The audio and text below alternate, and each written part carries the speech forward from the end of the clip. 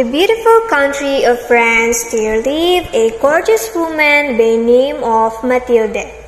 She always cared about her looks and worried about not having a pretty things.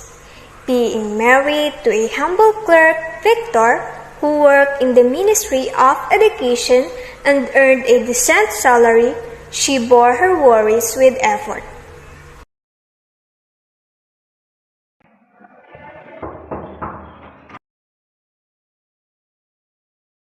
Ladies dress superbly, such lovely ribbons and jewelry, and me, not even a bow? Why do you worry about such silly things? You're superbly pretty. Isn't that enough? Matilda wasn't convinced.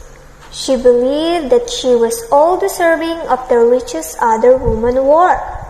At night, Victor and she sat together to dine. Ah, warm soup and freshly baked bread. Isn't this lovely? Just an old soup and normal bread? I wish we could eat it in a larger and fancier silverware. And so Matilda lived her days always wanting more instead of appreciating what she already had. One day, her husband came home with bright spirits. Matilde, I have something for you. This is An invitational to a ball to be held a week times at Minister Hall. Isn't that splendid? splendid. Victor, tell me, what I do wear to that ball, huh? Oh, maybe the dress you wear to the theater. I mean, you look lovely to me. Oh, what's wrong? I don't have anything worth wearing to such a ball. Sweetheart, don't be sad. How much would a new dress cost? About 400 francs? Very well, my love. I will give you a money to get yourself a very pretty dress. But as the ball came closer, Matilda stared to get on shoes. What's wrong? You do not satisfied with the dress? It's so beautiful, but I don't have a jewelry to go with it. Well, I have no money to buy you a jewelry.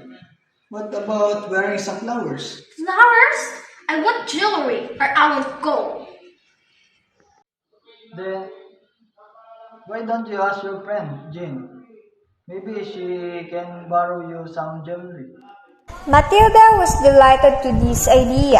She went to visit Jean, who had been a good friend to her. But as Jean now had a rich house and good life, Matilda had distanced herself. Jewelry? Yes, of course. I have many.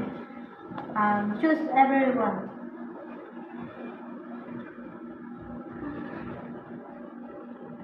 Do you have anything else? Yes. Yes. Wow. Can I have just this one? Yes. On the night of a ball, Matilda was complete success. She laughed and chatted with much joy so that even the minister himself greeted her during the evening. Once the ball was ended, she went to find her husband, who had retired into a room to rest. He picked up her modest wraps to cover her shoulder with. The black suit completely ruined my dress. I think I'll do without it. Poor Victor followed his wife to the street. That night seemed to be an unlucky one. Oh no! What's happened? The necklace is not here. I've lost it. What? Impossible! You wear it before leaving. Of course! I felt it when I talked to the minister. Fine. I will go back and search it. And so he left Matilda alone as she sat there completely blank. After some hours, Victor returned sadly, and as he found nothing, he told his wife to write to Jean. You already found it? No. Tell her you have given the necklace to be fixed as you broken the glass. It will give us a time to find the necklace. Up at the Palais Royal, they found a string of That's diamonds. it! The necklace really looked like this. Sir, how much is it? Yes, ma'am. It will cost 40,000 francs. Oh, but we don't have enough money to buy it. They agreed to buy it.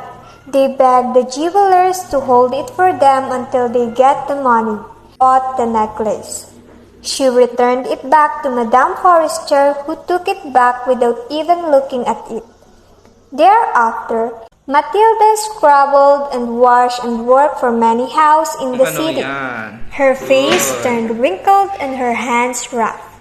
Victor worked for longer hours during the day and took the night shift too.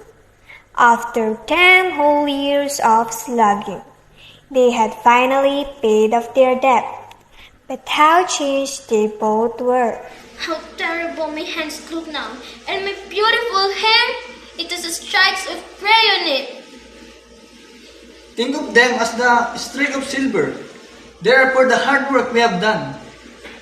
One day, as she was out walking, she saw a lovely lady, Madame She Forrester. still look beautiful. Should I call her? Jane! Madam, I don't know you are. It's me, your dear friend, Matilde. Oh, Matilde, what happened to you? I changed a lot because I lost her necklace. You say you lost my necklace and then bought a replacement worth 40,000 francs?